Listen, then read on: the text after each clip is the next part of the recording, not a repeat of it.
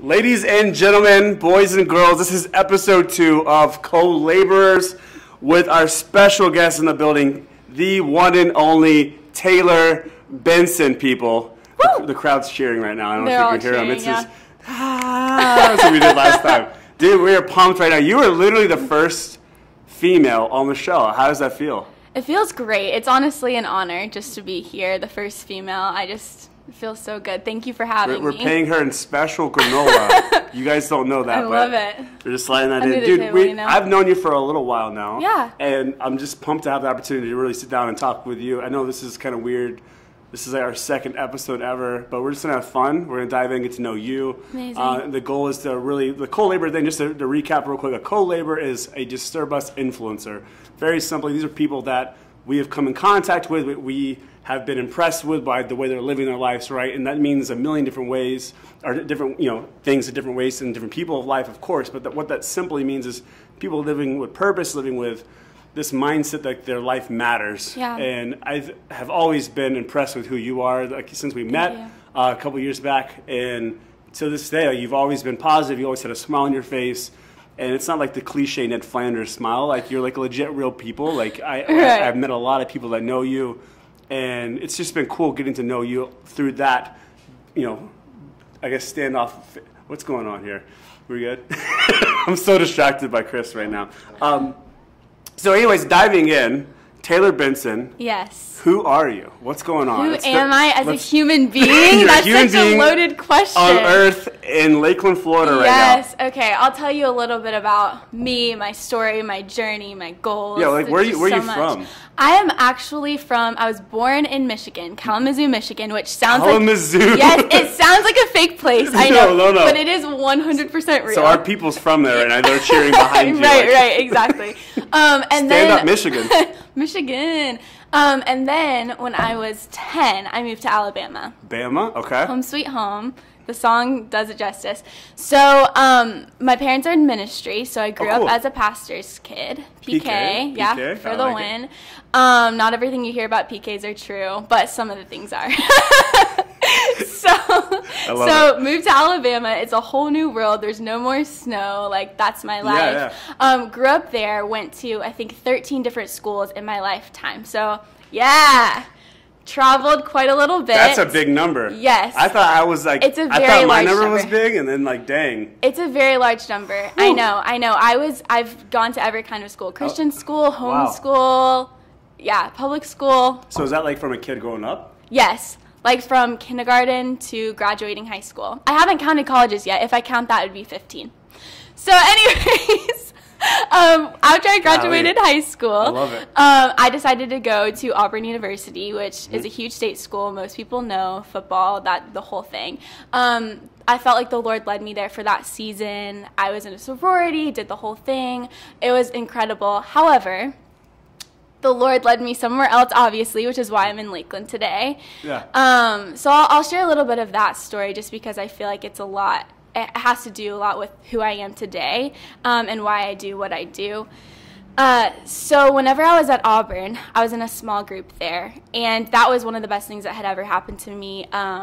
It was a couple older ladies that ran the small group, and they just really poured into my life. And I remember one time before the small group started, we decided to have a night of worship. And I was praying, and I was like, Lord, why do I not feel settled? Why do I not feel like I'm in a good place? Like, what is it here that I need to change? And he was like, don't forget your calling.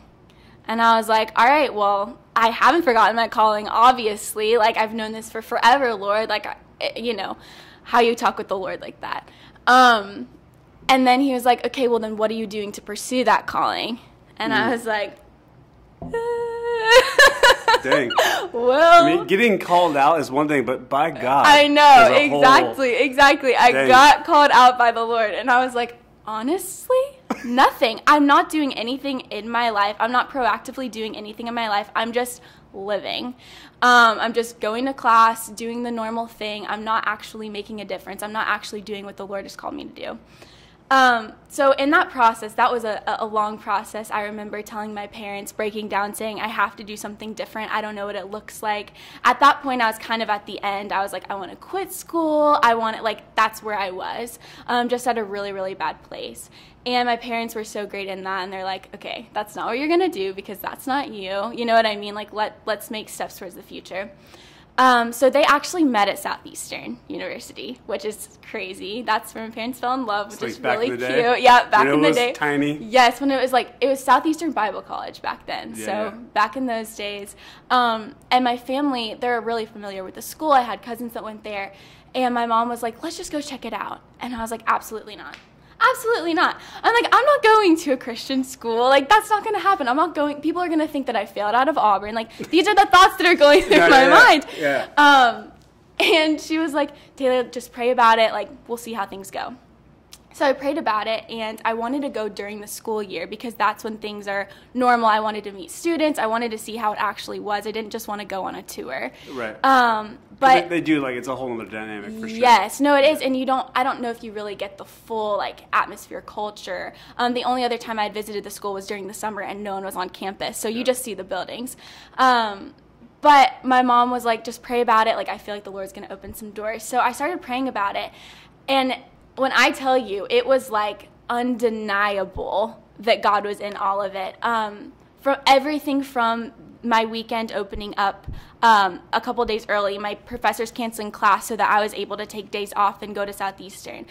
Somebody calling my mom and saying, hey, we feel like that there's a financial need in Taylor's life. What can we do to help? Them telling the people the story, and then them saying, all right, we're going to buy your plane ticket to get to Florida. Dang, so all these little things are happening. Yes, like insane. And so I ended up coming to Southeastern, and just like the doors had opened for me to get there, doors opened for me to speak with people that I needed to hear from, people that I needed to share my story with. Just little things like that started happening. And I was like, all right, Lord, like, I feel like you're in this. And I went to chapel, and I just, like, felt his overwhelming peace, his overwhelming presence. And I was like, this is where I need to be. And so I actually cried when I left because I didn't want to leave. That's how much I loved it. But I think it was just... Wow, that's cool. It wasn't the easiest thing because coming in as a transfer student, coming from a big school, coming in not knowing anybody, it's a whole new season. But Alabama to Florida is like a little bit different. It's a lot different. Especially Michigan, like, so like, culture shock. Yes, I know. Everyone's like, you're so Southern. Like, even the way that I dress, everything, I you know, would like, never it's say different. Kalamazoo. I know. Like, Chris still has his hand up right now. He's like pumped that you're from Kalamazoo. I have a zero Northern accent. But, just like taking that step of faith, I have no regrets because the Lord has continued to prove himself faithful. I've had to really trust in him in all aspects. But that's how I got to Lakeland. That's kind of like where everything began for me. And the Lord just has continued to prove himself. So you said God called you out and said, Taylor, you know what your calling is, your purpose is? Like, what would that be? Like, what would you say now? Yeah, so back when I was really, really young, like child, my parents would always ask, what do you want to do? You know, like the typical thing. And most kids would say, like, firefighter or Barbie or, you know, whatever. And I always said pastor. I was like, I'm going to be a pastor. Like, that was my goal. And I remember in, like, middle school age time, you usually have to write, like, an essay or you have to tell people what you want to do. And I remember kind of feeling embarrassed because you don't hear, especially a lot in the South, I feel like you don't really hear girls saying that they want to be a pastor or people really saying they want to be in ministry, especially in like the public area. And so I remember being like kind of ashamed and embarrassed, so I kind of tried to cover that up, and I'm like, I don't really know what I want to do, but like deep inside I knew what I was called to do. And so I remember going to a youth conference when I was in early high school and just praying and saying, Lord, like, I really need you to define this in me. Like, I need you to seal this in me. And the guest speaker started talking about youth ministry. And I was like, that's where my heart is. My heart is with students. Like, I was a student myself, but I still knew that, like, for this generation, that's where my heart was.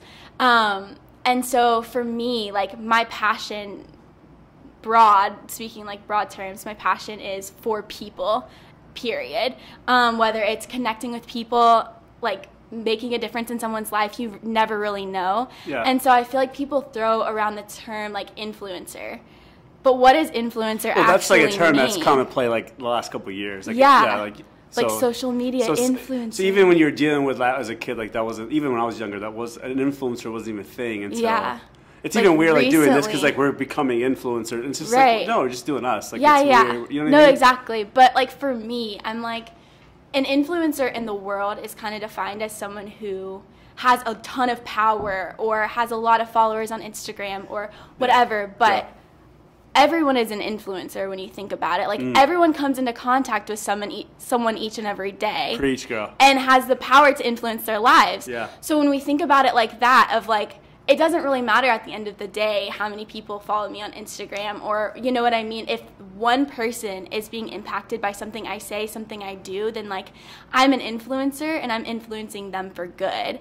Yeah. So I kind of went off on a tangent from calling to influencing, but it's along the same lines. For sure. And so anyways, my calling, I feel like, is to do full-time ministry, but just over the past few years, especially being at Southeastern and kind of developing and figuring out what my talents are, what my giftings are, what even like little passions are, I feel like I've discovered that ministry isn't always like what people think of it as. You know, like that doesn't mean that I have to preach every single Sunday or that I have to start my own church, although those are things that I would love to do. I would love to speak, you know, things that I have a passion for, but that's not always what ministry is. Ministry is just going out of your way every day to try to bring others closer to Christ. And so I'm like, I am walking in ministry, and I can't say that I was doing the same thing necessarily at Auburn.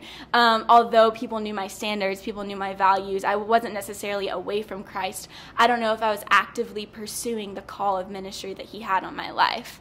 So shaking that up and going from there to essentially SEU, you were essentially derooted, planted in there, and like you had to grow. I figured out, like I talked about, you know, our family and our team, our wife all the time. Like my wife, at the end of the day, I've learned more. I've grown more when you're uncomfortable and you're in these seasons of like actually planting yourself. And like the sun is like bright and it stinks, right? It's like no one wants to sit in the sun, but that's where plants grow. Right. You know, it's like one of those things. You can break all these things down and give analogies, but like I think at the end of the day, like when you put yourself in a position to be like, oh crap, I don't even know what I'm doing here, or you're uncomfortable. Even stuff like this is still uncomfortable for us, still making these things happen, but you see like the growth and you see God like really go like, no, like I know you didn't have the faith, I know you didn't see it, but like no, this is where you're at now, and you realize like that little stepping stone was huge at the time. Yes. But it really is just a step on the journey. So that's really cool that you've bridged the gap from that. Okay, so I love it. No, I love it. So are you still an Auburn Tiger fan? Okay, here's my theory. I'm not like a going to die if Auburn doesn't win kind of a fan. Like I don't want to be one of those heresy in Alabama. I'm sorry. I don't want to be one of those fake people that says I'm a fan, but like I really don't even know the score of the last game. You know what I mean? Sorry. Like I'm not going to be like that. But I will say Go Gators. You had to throw that in there. You had to throw it in there. No, just kidding. I will say I am an Auburn fan, but a lot of my money went to Auburn, so I should be an Auburn So what fan. did you? So you got into Southeastern. What did you? Are you still there? Yeah. So senior year. Oh, so you're at the end. Oh man. I can't believe it. It's gone by too fast. I normally tell people that are in college to drop out. But for your case, I'll just say, just finish strong. Just finish strong. I'm so close. Your parents would be really proud of you, right? I know, I'm just kidding. I know, exactly. So, what's your degree? Like, what are you doing now? Yeah, so that kind of goes along with my story, because when I first came to Southeastern, I wanted to be so far away from anything that had to do with the state school that I was like, ministry degree, 100%, that's what I'm going to do. And there's nothing wrong with that. Yeah. But I was youth and family ministries for my first semester, and for some reason, I just like could not feel a peace about it, and I couldn't figure out why. And so I talked to my parents, and I'm like, I feel like I should change my major. And they're like, you do you, like you're already walking in this, so do whatever you feel. Yeah. So I changed my major to communication, which is a pretty broad major, but it allowed me to take classes like focusing on things I was interested in but had never really done before. So for example, like layout and design, graphic design, web design, things like that, photography, that I always had an interest in but never thought I could do. Yeah. And so I was like, this is great for me because I'm able to see like how these things can play into ministry. And I think because I decided to major in that, or I felt like the Lord was kind of leading me down that path, He's shown me like where some of my passions lie that I didn't know I even had. So we got you know? So what is that? Yeah, dive in there. I want to know what it is. Yeah. So just especially the art stuff. Like yeah. No, so I always loved creativity. I always loved the arts, like the whole dancing, singing, like theater. That was my thing in high school. But I didn't really know how deep that was and how much I loved and enjoyed creativity. And a couple years ago, actually, it's a year and a half ago, 2 years ago, I went to dive school, which is, if you've heard of Rita Springer, she sings the song Defender. I'm sure you've heard it, changes lives. She's known my family for a really long time and has been like such a voice of wisdom in my life. But she has her own school called Dive, which is Deep Innovative Vertical Expression. And it basically surrounds worship, creativity, basically like bringing out your most creative self, but also partnering with the Lord, partnering with the Holy Spirit. It's just the most incredible time. And cool. So she has it in Dallas. So I was thinking scuba dive. Yeah, so I know that. I'm right. That's why I always explain. Like, you know me, just to Taylor, like scuba diving. Like, I'm a big scuba diver, you know, for Jesus. Something that no one knows about me. No, that's cool. That's cool. I'm glad you explained it though. Yeah. So she invited me to come and to help and to intern, and I was like, sure, but like I'm not a worship leader, and everyone here is. Like, I was kind of nervous about it because I know that everyone that goes either is really talented, like vocally, or they do something with an instrument, and I'm like, I love that stuff, but I'm not like, that's not where I feel like I want to go in the future. And she was like, no, I want you to be like the designer. Like, I want, when you walk into a room, like I want them to feel something based on something that you've created. Yeah. So I started just like drawing, writing, just like setting up the room and creating different backdrops, things like that, just like ideas that I had in my mind. And she was like, you don't understand that this is the same kind of creativity that they're using. For sure. Because I think I kind of put the word creativity in a box, which doesn't really make sense. It right. kind of contradicts itself. Yeah. But I'm like, wow, like I have a passion for this. Like I have a passion for design. I have these pictures in my mind and I want to keep going forward with it. Whether it's clothing design, whether it's putting things together that don't really make sense on paper but actually work. Yeah. That was something that I feel like I discovered partnering with her at her school, but also just like in my classes at school, just taking risks and learning to be okay with that because creatively they really do make sense. Yeah. So I think that that's kind of where I discovered like my passion for those things, my passion for art. I thought that everyone did that, like that everyone thought that way. And then when I realized they didn't, I was like, wow, this is like actually a passion of mine. It's not just something that everyone has or that everyone wants to do. So yeah. That's so good. I love it. Like, that's one thing. I mean, I just turned 31 on Sunday, and happy birthday. I'm like the old man here. No. And it's one of those things I've realized, like, self-awareness is like a term that like I've clung to the last couple of years of my life because I've spent a lot of my life trying to find out who I am from other people. Yeah. Other than, you know, really evaluating myself and what I'm interested in, but also like from God and everything else, and like do prayer and stuff. And it's one of those things that I cannot, like, I can't talk about anything other than that when I talk to people. Like, dude, who are you? Like, what are you about? Like, what, like, okay, why, just deep diving yourself. And it takes years to figure that out. But what you do is you discover, wow, like this, the way I think about this and see these things, that actually makes me unique and different. Right. That's my value. And that's one thing I struggle with. I grew up with, my dad was an artist and did all these fancy stuff, and I just started calling myself an artist recently because of, I put that in a box as well, so I completely get that. I could airbrush, I could do some stuff like here and there, but I'm not, that's not my thing, you know what I mean? Like, I can't paint murals, but I can do different things, you know, so even with like the clothing line and everything else we're doing, it's like, you have to take the risk and just figure it out and go, maybe I'm not best at this, but I am good at these things I didn't discover until I actually took the leap, you know? No, for sure. So that's like really cool to hear you say that. You've gone through that. So I got to ask you, how old are you now? 20. You're 20? 20. Oh, it'll be 20 again. Yeah, 11 years. See the gray in my beard, folks? It's insane. That's amazing, though. It gets me so excited for you just because you're so ahead of the curve when it comes to life. Like, you have so much time in front of you right now and you're already experimenting, you're already learning. That's so cool. It's all about learning, taking the risk. That's so cool, though. Yeah. So you're graduating soon? Yes, I'll graduate in April. Shout out to graduation, dude. That's insane. I mean, Southeastern's in the building, man. All right, so what are we doing after Southeastern? Like, what's the goal? Like, you have any crazy? That's the thing. Going like, you staying in Lakeland? Are you going to travel the world? Travel the world sounds like the best plan in the world. Yeah, so actually, I was talking with some people about this the other day, and I'm like, I'm not worried that I'm not going to have anything to do. I'm not worried that I'm going to get done and that no one's going to want someone with a communications degree or someone with 2 years church experience. Like, I know that that's, like, something to work with. But I'm like, I don't know which path to take. But I've just come to realize that's not always a bad thing. Sure. I don't think anybody knows what path to take. I know. Like, people are like, do you think, and then they're like, oh, I know what path to take. You're totally It's like, yeah, you're lying. Exactly. You go home at night and cry. Right, just like me. So I'm like, I'm not going to lie to you. I don't know exactly where I'm going to be. But that's cool. I feel like this year, my word has just been trust.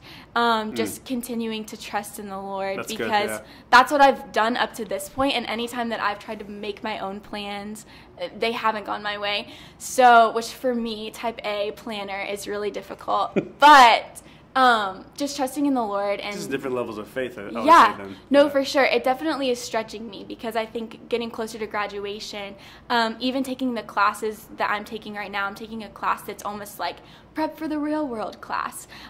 So we're doing all kinds of financial things and resumes and mock interviews and things like that are really important. And I'm thinking, in a couple months, this is going to be my life. This is going to be real. And even looking at jobs online, thinking, in a couple months, like, their qualifications, I'll actually meet them. You know, like, you look at these dream jobs that you have, and you think that, there's so much that I'm never going to reach. And then a couple years later, you look back and you're thinking, I have, like, what they're looking for. Like, this could actually be a real possibility for me. How does that make you feel? It makes me feel accomplished, yeah. You know? I don't think that I'll ever... You have to tell yourself you're not a kid anymore? Like, you're little bit. Like, oh, crap, I'm an adult. Yes, a little bit. And I also think about, like, I'm like, oh, in a year, my parents will not give me any money. Like, what is that going to look like? Which now, I mean, I do have a job, but... Shout out to Mama and Daddy Benson. Shout out to Mom and Dad. My sponsors. This is sponsored by Mom and Dad. Mom and Dad. Thanks, guys. I love it. You bring me life, literally. So, yeah, I think that it is kind of like... I'm smack in the face with reality, but in a really, really great way. That's cool. Because it kind of just, I think so many times we get caught up in the world that, like, is our world. You know, like, we wake up, we do our thing, we see our people, like, it's our world. And so our view is just so narrow. And there's days that that's great, and there's days that that's terrible. And I think that just even a couple weeks ago, I kind of started to realize, like, okay, my world isn't the world. Not to say that it was, like, selfish, but more so, like, okay, like, what are the jobs in Lakeland, Florida? And what can I do? You know what I mean? Like that kind of a thing. When in reality, exactly. It's like, in reality, like, think about what the world is. And especially the day and age we're living in, 1,000%. Like, I tell people all the time, like, if only we had this device we carried with us at all times to ask it any question and find out any information we ever would want to know. Box. Right. It's like your cell phone exists in your pocket right now. Right. And, like, it's the same thing with you. Is like setting that mindset of, like, wow, like, we live in a big world. It's a big planet. It's spinning. It's like, wow, like, the perception of like life, and you're a part of 2 billion people, whatever, on the planet. You're insane. Infinite possibilities, and I think that's that's insane about the thing about that, and then think about how your life matters and you have importance and significance and everything else. Right. That's a whole other topic, but that's what's cool is when you think about that, you shift your perception and you're like, man, like, I could really. I could do anything. Like, with the Lord, I could do anything, literally. And I don't think that I always had that, but... I was going to ask that, actually. Let's camp there. Have you always had that confidence? Especially as a female, I know Yeah. it's different from girls. I'm not a girl at all, so. I think I would be lying if I said that I did. I think anyone would be lying if they said that they had always had that confidence. Because I think that we all go through trials. We all go through times where we're like, is this where I'm supposed to be? Can I do it? Like, there's always been a question in someone's mind at some point. It doesn't mean it's right now, but at some point in their lives, that's kind of what propels us to the future, if you think about it. Like, when we have those questions and then we realize, okay, no, that's not how it's going to be. I'm going to work harder. I'm going to do better. I'm going to, whatever it is. And so I would say probably not, but this has been such a process of me discovering who I am and who I am in the Lord. And I would say I'm still on that journey. I think I'll be on that journey to the day that I die. I definitely don't struggle with it like I might have in middle school, you know what I mean? When right. everyone's kind of awkward. Definitely not on the same level. But I will say that I love to use my struggles to relate to other people and use that like vulnerability to connect with others. Yeah. Because I think if you don't have that, then we're all kind of stuck in this like fake world that we're living in, which I think social media promotes that at times. But just like breaking down those walls, being vulnerable, and allowing like my struggles to encourage somebody else. Because I speak with girls that are in middle school, that are going through their awkward stage that I've been through. And if I told them I've been confident my whole life and I've always had it together, like how is that going to help them? Sure. So you got to show the humanity part. Oh, for sure. And especially like the older you get, like you look at these people and you think, oh my gosh, they have it all together, and they're like, dude, you have no clue. Like I'm like you, Right. And that's one thing sure. growing up I realized too. Like, and I respect that, like for sure, because we've all had bad mentors or leadership or whatever. Like they kind of play that game in the wrong way. It's like, man, just be you, just be real. Like sure, you can be this person, but still like. If you can't sit down and hang out with us like Jesus did or whoever, then you know what I mean. Like what's it all for? You got to kick it, Right. So let's. Sure. I'm dying to ask you, like, what? So you're the first female guest, like literally ever, and that's a big deal. Hopefully for you too. Yeah, for sure. What would you say to all the chicks watching? All the females, all the girls, any age group, I guess. If you can talk to the younger kids, I usually ask like, what would you say to your younger self, or because it's always easier to like yell at yourself as a 15-year-old, right? So I mean, you can take it any direction you want, but I just would like to give you an opportunity. Just like, what would you say? Really, yeah. Yeah, I would say probably a couple things. Number one, I feel like would be to be patient. Patience is a hard. Don't pray for patience. I know. I know exactly. Patience is a hard pill to swallow, but I think it's something that I've been able to learn over the years. Yeah. Definitely not perfect, but I think that we want things so instantly that we're not willing to put in the work, and we're not willing to go through the process to get there. And work and process and patience. They're like bad words, right? Just so you know, like number one right now, you're spitting fire. I don't even know what number two is going to be. But number one, patience, hard work. Yeah. Good. Process though. Trust the process. You have to trust the process, because if you don't, you're not going to be ready for wherever you want to be, and we hate the process. We hate the process. But how many times do we look back and we're like, thank you, Jesus, for that process, because I could not deal with whatever it is right now without that process. That's so good. I think that's one thing. That's a huge thing for me, especially like our team they're like, yes, because even like I'm 31, I've been chasing this dream since I was 15, 16 years old. Right. 16 years now. And 6 years in the making to do this. Right. And it hasn't been easy. It's been like just years and years and years in fighting. So I think at the end of the day, like God gives you visions. Even at church this morning, he's preaching about Joseph and like his life. And it's like having, like you have a vision for your life, and no matter what, it's just patience, it's process. Right. It's just trusting, but also you have responsibility to work hard and do these things to prepare yourself. For right? sure. So that's huge, man. Like I'm pumped that you just said that. No, but it's the podcast now. Just kidding. Exactly. Mic drop. But it is so true, and so I think that just like keeping that in mind, that's why I think that I don't necessarily have fear of the future, because I know that no matter what season I'm in, first of all, that the Lord has me, but also like it could be the process to take me to somewhere else. Yeah. And that's why I tell people so many times, I have zero regrets about going to Auburn. People at Southeastern are like, oh, like, that's so sad. You had such a hard time. Like, aren't you so glad you're here? Like, don't you wish you would have started out here? And I'm like, no. Like, not at all. Even though times at Auburn, which Auburn is a great school, by the way, it has nothing to do with that. It has everything to do with the process that the Lord wanted me to take. It's just your journey, right, for sure. Right, exactly. But if I wouldn't have gone through that, I feel like the Lord wouldn't have opened certain doors at Southeastern. I do not think my journey would be the same. I don't think I would appreciate the things that I appreciate.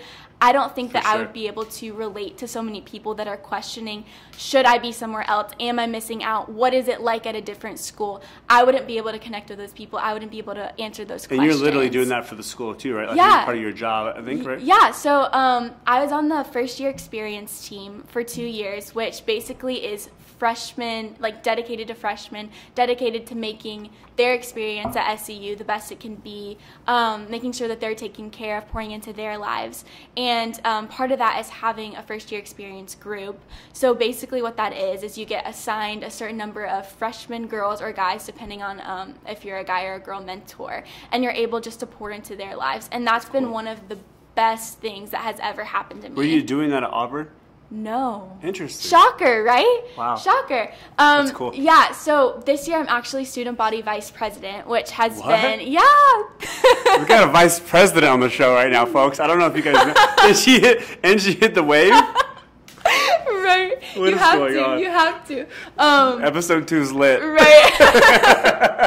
But even that in and of itself, like, that wouldn't have happened if I wouldn't have taken that risk, if I wouldn't have stepped out, if I wouldn't have been uncomfortable going to Southeastern, not knowing anyone, being put in a room with 7 girls that I had never met in my life. Yeah. You know what I mean? Just like thing after thing after thing that the Lord's like. And now you're the leader of it, essentially. Which is crazy. Wow. Right? Like, I would have never thought, like, 5 years ago So when you say patience, trust the process and the journey, right, and work hard. Yes. Which is, those are all good things. Like, amazing. Like, 20-year-old chick right now dropping bombs. Like, you think she was like a 47-year-old PhD professor? Ooh, that sounds like, fancy. But yeah, I mean, maybe one day. You're raising the bar pretty high on this show. Like, it's a legit show now. Like, before it was like sketchy. Now it's like, whoa. What would you? Is there anything else that comes to mind that you would want to say, like, to younger kids, or just, I guess anybody? I mean, you can be specific to women too. Like, no, I mean, for sure. I think one of the biggest things is discover your passion, and don't be afraid to take risks when it comes to your passion. I think for me, like I shared, whenever I was younger, I had a passion for ministry. I had a passion for students, and I was almost like afraid of that, and so I didn't necessarily want to speak it out loud. I'll say too, like, ministry, for people that like don't know what that means, if you're like not a Christian or whatever, that's fine. Ministry just pretty much means, I would say, like, in layman's terms, just serving people, like helping people, humanity. Yes. Right? No, absolutely, absolutely. Like serving people, connecting with them, pointing them towards their purpose. But for me, like, your passion is what fuels your purpose. So I would say to anybody, like, look at your passions. Look at what you love to do. One of the biggest questions that people ask me, they're like, how do I know what I'm supposed to do? Like, what am I supposed to do with your life? Right. And my dad gave me some of the greatest advice. And so anytime that I get nervous about that, I'm like, okay, remember what Dad told you.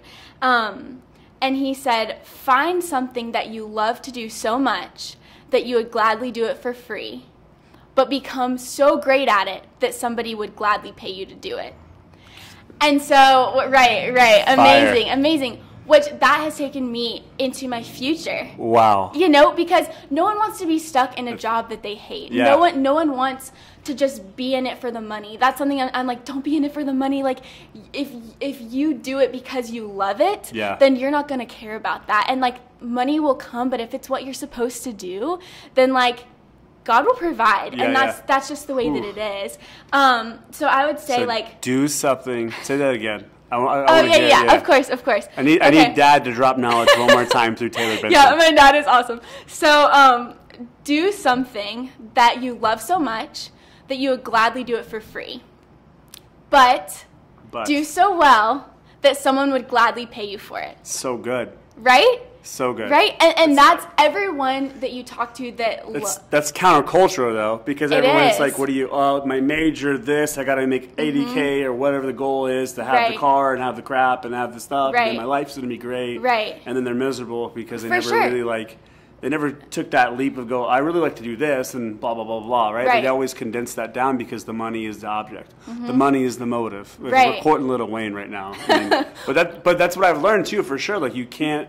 Like, I've been, like, a little tidbit of my information. I've had 37 jobs in 31 years. High five for that. Woo! And I've realized really quickly being at certain places in different seasons, like, this is not for me. Right. And having, like, the gumption or the courage to say no and just cut it off and go to the next thing.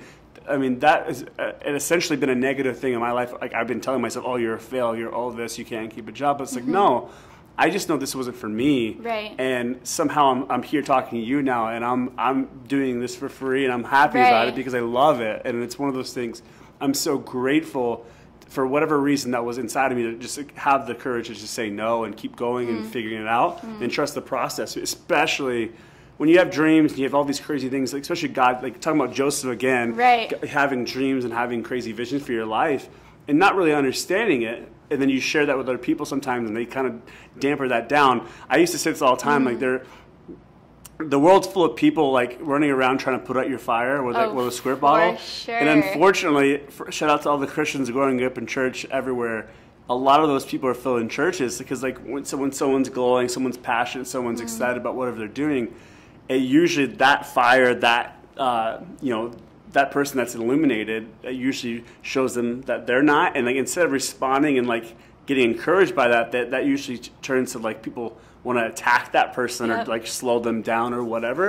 And I've just learned like more and more and more like protect that thing of, have your people close to you that you trust. Yes. Like iron sharpens iron for sure. Like so your family, your friends, that community you have. Yes. Just make sure that you're actually pursuing the right things, and those things will come to pass for sure. No, but it's because of the hard work. It's because of the patience. It's because of the process. Exactly. So I think that all of those go hand in hand. And I love what you said about saying no. Because that's something that I feel like that I've struggled with. Because I love people, I love to make people happy. I love to say yes to a lot of things. Yeah. And I think that people associate the word no with something being negative. But it actually, for me, I feel like it's a sign of strength. Sure. Because it shows that you know who you are, you know what's good for you, you know what you're going to have a good return on investment on, you know what I mean? Whether it's self-awareness again. No, exactly. Like it all comes back to that. So like that's something else that I would say to people is saying no doesn't mean like that it's something bad. Right. Saying no isn't a negative thing. Saying no can be a positive thing. And I think that that's, if you say yes to everything, you're going to be so scatterbrained and you're not going to really know what, you're wanting to do. You're not really following anything. So I think that that's something else that I would say. So I really love that you and brought FYI, that in. like the older you get, the less time you have. Like I'm married with 3 kids, doing a business. I hardly ever see my wife. It seems like I forget to sleep sometimes. Like that's a reality. Like your time goes so fast. So you have to say yes and no to the right things, and that's what just becomes a really true thing. You cannot say yes. There's so many times I get invited to things or whatever, and I'm like, I can't because I said yes to this. And if I say yes to this, that means I'm saying really no. It's like it's catch-22. It's just like, man, like it gets insane. And I think that's the biggest thing I learned when I was younger in college, because you're like, I have that paper due or whatever. Right. I have to figure. I can't go to this fun thing. I have to say no and be an adult and lead myself. Make sacrifices. Yeah, sacrifice 100%. Like I think anybody that's accomplished anything in their life, it's come down to hard work, sacrifice, and just being patient. Yep. I believe that wholeheartedly. So what? Gosh, man, I'm just pumped right now. You got me fired up. That's good. So you're 20 years old. You're about to graduate college, man, and you seem like you got a good head on your shoulders. Thank you. Like, I that's appreciate crazy. that. Like normally, I feel like I have to yell at people, and like I'm just like just taking it in, and just going, yeah, this is great. I endorse this. Like, Thank this you. is why we have her on the show. I appreciate that. That means a lot to me. So what's something? What's something that bugs you? I don't know. What's something that you would want to speak against right now? Like, if you have opportunity right now to be like, this has been irking me lately, or maybe it's a positive. We don't have to necessarily be negative, but like, what would you? I have a couple things. Yeah. Maybe. Let's just go down the rabbit trail here. Yeah. So I would say something that bothers me is the way that people look at this generation, or even the generation behind me. I have a little brother and sister, and I feel like things that I've heard about this generation is, they're all lazy. They all don't know what they're doing. They're all too caught up in online social media. And I mean, sometimes that's true. Yeah. You know what I mean? Things are put on people for a reason, because sometimes it is true. But I think that words have power, and when you keep speaking things over people, they kind of tend to grab onto them. Yeah. And so I think that there's been such a label that's been placed on this generation of all those things that I just listed, that it's kind of inhibiting them from doing what they are supposed to do.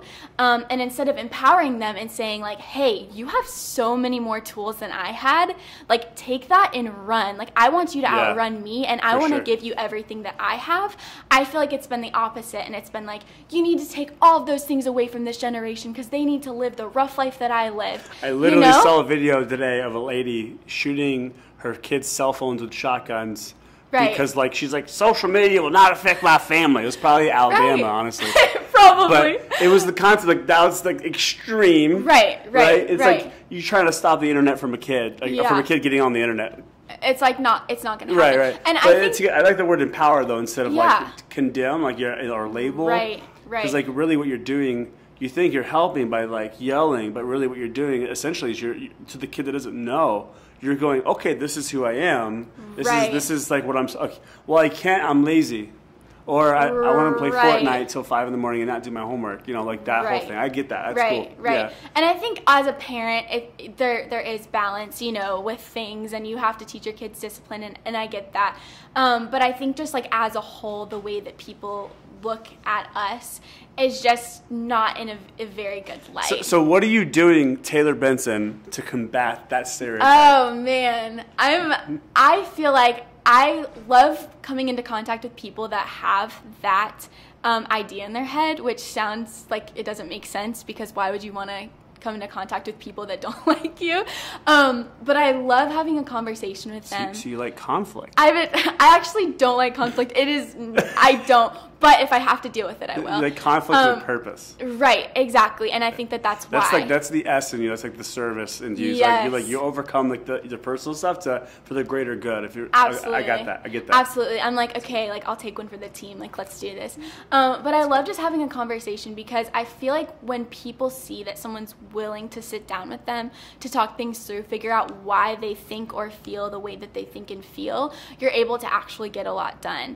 And so conversations that I've had with people in older generations about their views on things, and usually after the conversation their view has shifted, because of just a few people. They have this idea of the whole generation. For sure, yeah. And you so, pop that bubble real quick, because you're just like, hi, I'm a real person. right, this is my life. And especially you have that, I mean, you're obviously a pretty blonde girl, so I imagine people are like, oh, whatever, and then you're like, hi, I actually can talk. Right, I actually have something to say. Let me drop some bombs on you real quick, and I'll smile the whole time as I blow your mind. I'll make you feel really good, but in reality, I'm going to sandwich a couple compliments with a little slap in there. Right, exactly. So speaking of that, what do you deal with in your world? I'm sure you've had you have a pretty I don't talk about Instagram stuff like that, but you have a pretty big following. So we talk about people that have to deal with haters and negativity. The keyboard junkies or jockeys, so that's the term.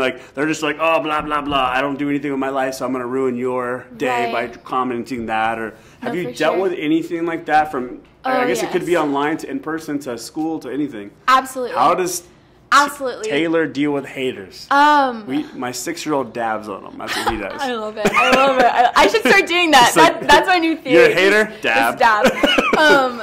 No, I think for me, in high school. So I started a blog in high school. I was going to ask you about that. Yeah. I've actually read a couple of them, by the way. Believe it or not, I read. Wow. It's crazy. Don't tell my wife. It makes me feel so good. No. Are you still doing that? Yes, I am. Okay, I sorry. am. We'll plug the blog. Yes, plug it hard. Have to. Everyone go read. Yeah. Exactly. So I started the blog when I was in high school, and actually the reason behind it, which kind of falls into my story and my passion with just being vulnerable is there were a lot of things that I went through in high school, just a lot of difficulty, a lot of haters, if you will, and just a really, really rough time. But always had a smile on my face. Always from the outside looked like things were great, looked like I was having the best life, when on the inside it was like I was struggling with many deaths in my family. I was struggling with anxiety. I was struggling with all of these things that no one would know about. And so towards the end of my high school career was when I realized, like, hey, me holding these things in is not helping anyone. Me holding in how I'm getting through these things isn't helping anybody. Sure. And so I was like, what can I do to make things better? So my mom was like, start a blog. And I was like, Mom, blogs are for weird people. Like, I'm not going to start a blog. Because I feel like 4 years ago, blogs weren't seen as, like, trendy. I think now they're trendy. But, like, back in the day, they were kind of seen as, like, something that a mom does to share recipes. So I was like, you just offended, like, half the blog nation right there. No. Just kidding. The thing is that I read those blogs. I do. No, I'm just kidding. But for a high school student, though, you're thinking, like, no one's going to read this. You know? Yeah, like, no, for sure. Like, people are going to think that I'm a loser. You actually had, like, thousands and thousands of people read your blog. I know, which is what's crazy now, because... Actually, we saw that, because it tells you, I was like, oh, she's actually had some... Dang, okay. Well... That's cool. I thought it was cool. Yeah. So, like, that was the risk that I was taking. So my first blog post was right after I graduated high school. And I was like, no one's going to read this, but I'm going to hit submit, I'm going to hit post, and it is what it is. Because at the end of the day, I was like, if it reaches one person, it's worth it. Right. Like, that period. If it reaches one person, you got to almost convince yourself, right? Like, yes. Okay, why am I doing this? Exactly. Go back to the why. Yeah, cling to the why. 100%.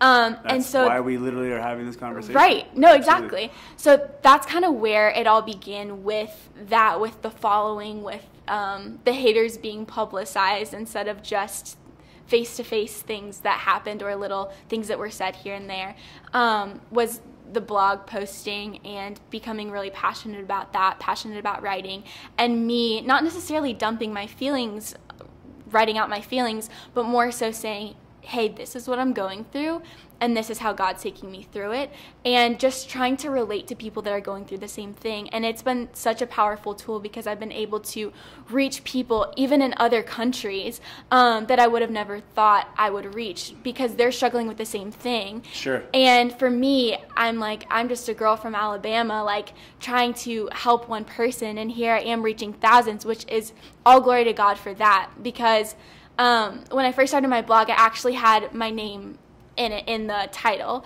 I started it as Tay Talks, and which is, kind of whatever.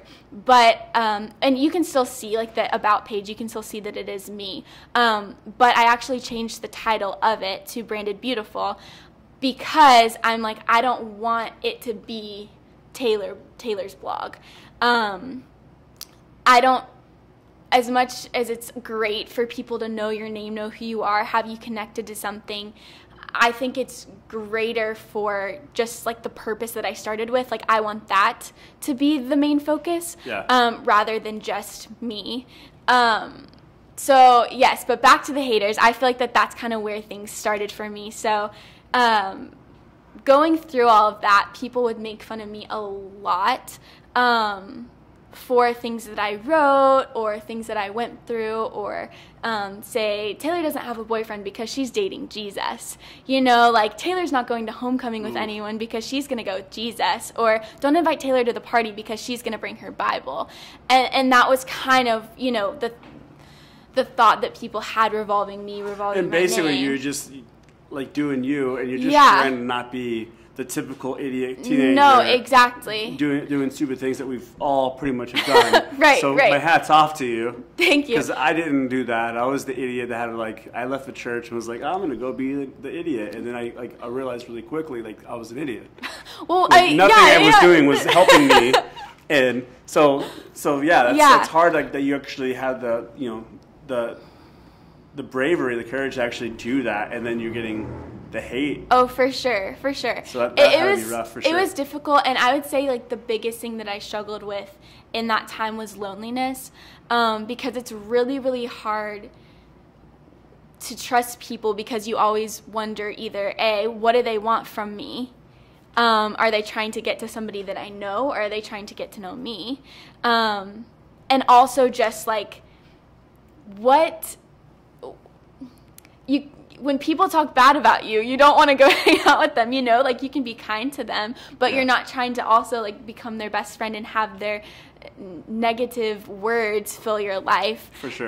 So I think for me that was my biggest struggle, but the promise that I made to myself is no matter what people say about me, I know who I am in Christ. First and foremost, I know how he defines me, so their words don't stick. Every morning I pray like, God, allow me to remember every positive word I hear and forget every negative word I hear. Because that's so important, because it's so much easier to hold on to the negative things and to allow that to be like what's holding you back. Especially when this is one thing I learned like last couple of years, you're the only person that talks to yourself 90 times of the time. Like it's like all the time is your head is replaying conversations and this, that, and the other. And I realized, like, I was just talking negative to myself all the time. You're an idiot. You're this. All this negative. Well, this person said this, so it must be true. Like, you're literally just piling on this stuff to you.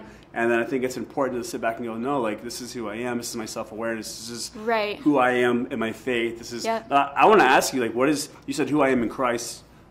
Who are you in Christ? Yeah. That's a good question for you. Like, I want to know in your own words. Sure. Like, what does that mean? Especially, like, that's weird Christian linguistics. Christian like, we're not trying to be weird here, but at the end of the day, like, we're trying to build something that's for people that necessarily might not walk into a church, might not even give it a chance or a time of day. Maybe they will give us a time of day because we have Taylor dropping bombs. So what does that mean in your words? No, for sure. Well, I think no matter where you're from, if you're from like a Christian background and you know what that means, who you are in Christ, or if it's just knowing who you are, knowing what you're supposed to do, and not allowing those negative words or things that people think about you to define you. For me, an exercise, I guess you could say, that I do whenever I'm feeling really, really down is I take a journal and I write down everything that I think I am. And sometimes it's great and sometimes it's absolutely terrible, whether it's things that I think because of something that someone said or no matter what it is. And then I just take a moment and I'm like, all right, God, like, what do you think of me? And write down everything that I feel like he's speaking to me. And 100% of the time, it is the opposite of what I was thinking, of what I was feeling. And at that point, I rip out the page that I wrote on that were my thoughts, throw it away, and just keep rereading over what I feel like that he's speaking to me about who I am. And there's something like scientifically proven about like physically writing. Yes. Like, you're literally, I type letters to people, and like it's the same thing times 10, because like I physically have to hit that key, and it's like that word is being forged, and it's like it has more power. Same thing. No, for sure. And I've like figured that out more and more. That's why you have to just continue to remind yourself. No, for sure. So you said like who I am in Christ. I kind of want to like, we've never really gotten deep spiritually on this thing yet. Yeah. What does that mean to you? I know I have scriptures and things that I could pop up in my head, but like. In the simplistic, I know it's hard to like talk about that without going into crazy detail. Right. But what's like a short version of that, like who you are in Christ? Like, what does that mean? Well, I feel like it's different for every person, even though it's a term that's used really broadly. And you can get into scripture behind it and, you know, like what God says in the Bible about who you are and who we are as Christians and who we are as his children. You can get into all that. But for me, something that keeps me going is, like I was saying, like our God and my personal relationship. And I feel like who I am in Christ stays the same, but sometimes I need him to remind me differently. Sure. You know what I mean? There's different seasons for everything, for sure. Yeah, no, for sure. You're going to laugh at yourself when you're like 31. You're like, I didn't know anything. I know. And I know that. I think that about last week. I think that about last week. You know what I mean? I'm like, I've learned so much. But I think that, like, the way that he defines me is almost different in every season because it's like all this like refining process. Yeah. But I know that like times that I don't feel confident, when I'm with him, like he gives me confidence. So I become more like him the more that I spend time with him, meaning that like who I am in him are the qualities that he possesses. That's good. So and what's qualities like of that? Like what's something that you're not naturally, but he is? I mean, I think as humans we're not really that great naturally. If you think about it, like human nature isn't always the best. Like intentions aren't always the best. But I think like in him, like I said, able to be confident. Whereas if you look at physical things, like I might not be as confident based on my own abilities. Zero confidence, but I know that because of things that the Lord's put inside of me and because of him, like I'm able to be those things. That's cool. That's great. I'm able to be strong and bold, and that's something that I feel like has kind of been a struggle.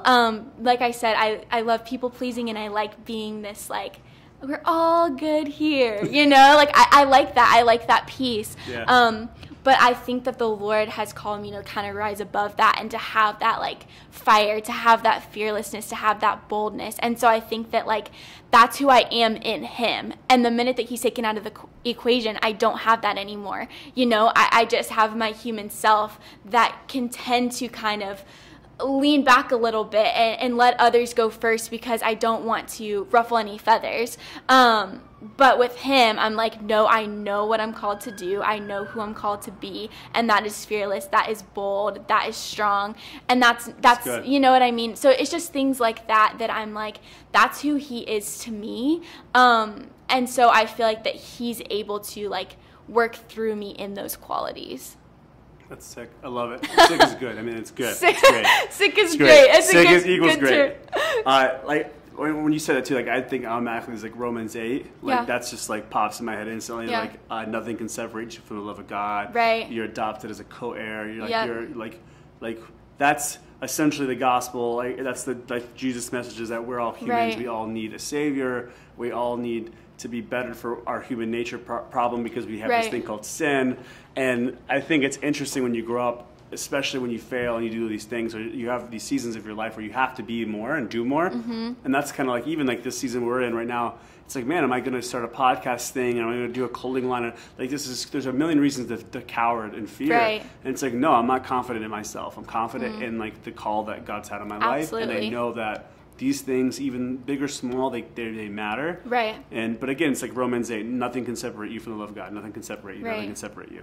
And so it's like, man, like you haven't earned that. You've received that. Right. And now it's like get healed and get healthy and then share that message with other people. And that's really what Christianity, I think, is. Absolutely. Especially, I named my son after the book of Jude as well. And there's a doxology at the very, very end. So shout out to that. That popped in my head too. There's like a little paragraph which is talking about how like everything is for the glory of God. Yep. And it's hard to explain that, but at the end of the day, like that's what pushes you forward, I think, is knowing that like, hey, this is not about me. Right. I'm not getting a trophy here. Maybe I will, but at the end of the day, I'm like, this is not for me. It's like for him and for other people because at the end of the day, everyone's saying that I'm more important than you. Like you're trying to, naturally, everyone's trying to like build up themselves, right? And usually it's knocking other people down. And I think to have the opposite of that, like I'm trying to lift people up. Right. And that's actually lifting me up, which is like that's the whole point, but that's what happens. Absolutely. All right, so let's go ahead and start wrapping this thing up because I honestly, my brain is mush right now. I'm going to have to rewatch this thing. I'm going to have to be like, take some notes. I'm going to have to write in the life journal. The day Taylor Benson blew my mind. Good Lord. So one thing we do like the cornerstone of our brand and everything we're building as like really as a movement is this prayer that we found from a guy named Sir Francis Drake. He wrote this in 1577. This is one of the dudes like literally was the first people to ever sail around the world. I love it. If you look him up, he's like one of the top 10 Forbes most like lucrative pirates ever. Wow. He was actually a pirate, so I think it was like number 2 or 3. So shout out to pirates everywhere. But the idea is like it blew my mind. The prayer is strong enough. Don't get me wrong, but the context of it is this dude in his heyday was like he was the dude. Okay, there's like a handful of people that has done what he's done. Like he sailed around the flat Earth, right? Yeah. Which he found out wasn't flat, and he's sitting there, rich as can be, influence. He's the dude, and he wrote a prayer. essentially saying, God, disturb me when I'm too well pleased with myself, when I'm complacent, when I'm proud of myself, when I feel like I've arrived. Right. And the more I've learned in my life is like that place doesn't exist. Right. It's all a journey. So I love what you said there. Yeah. So in your words, I like to ask people, like, what does the disturbance prayer mean to you? Or I mean, it could be almost anything when you read it or whatever. What do you get from it? I just like to hear people's feedback from it.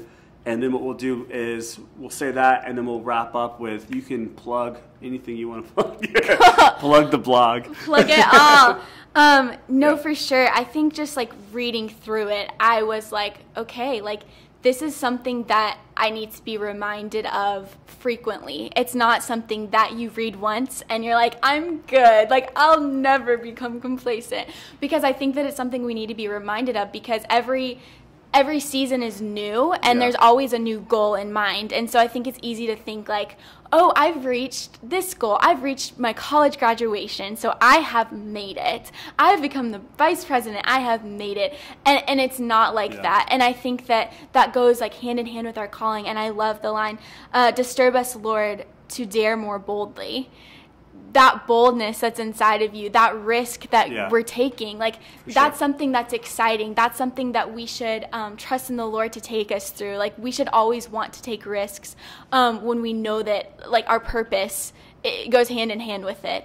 And so I think for me, reading through it and understanding it, it's definitely something that inspires me to take that risk, to never feel like that I've made it, that I've done enough, that, you know what I mean? Like I should always feel like I'm reaching to something higher, that I'm trying to do something bigger. And that's not to say that I can't be proud of myself for where I am. No, for sure. But it's more so like, okay, I made it this far. How far can I actually make it? Like, how great could this actually be? You know, like just like a new kind of belief in myself, but also belief in the Lord and knowing that He's going to take me there, and not being afraid to you know, be bold and to take those steps. So I love it, dude. So I just got a hand tat.